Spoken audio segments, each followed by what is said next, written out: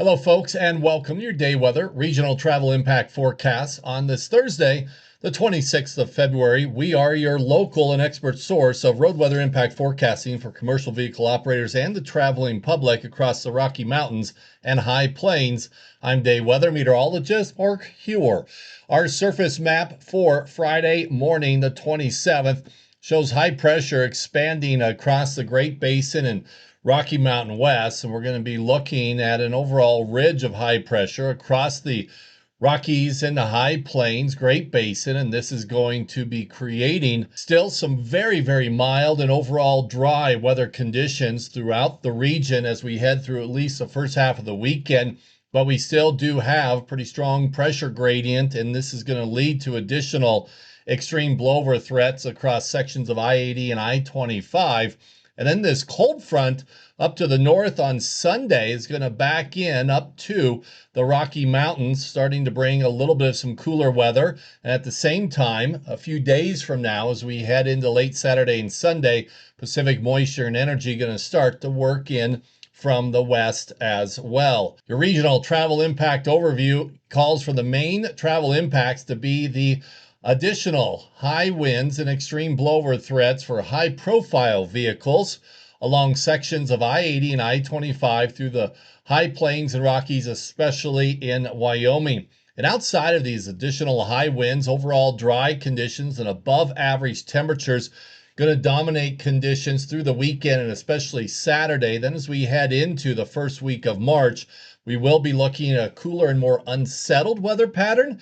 We're going to see increasing mountain snows and areas of lower elevation, rain and snow, and we will be looking at increasing travel impacts as we work our way into and through next week. In the meantime, though, the regional travel impact forecast for I-80 tonight, Friday, and Saturday calls for overall favorable conditions outside of the strong and gusty winds that'll be especially persistent along the I-80 corridor from about Cheyenne west to Laramie to Rawlins.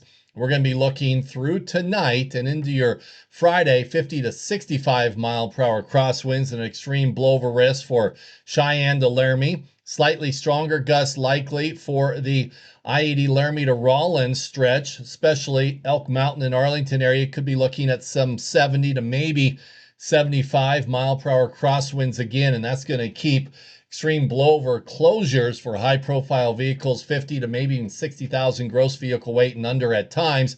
Then as we get into late Friday, we're going to start to see a lull for a few to several hours. Here late in the day, 3 to 6 o'clock, winds will start to taper off for the I-80 corridor. Then after about 1 a.m. on your Saturday morning, we're going to start to see winds increasing. Cheyenne to Laramie, continuing through about 1 p.m. on Saturday afternoon, picking back up a little earlier for the Laramie to Rawlins stretch, about 10 p.m. or thereabouts Friday night into your Saturday morning. Those 55 to 70 mile per hour crosswinds kick back up, lasting until about 3 p.m. or thereabouts on your Saturday afternoon.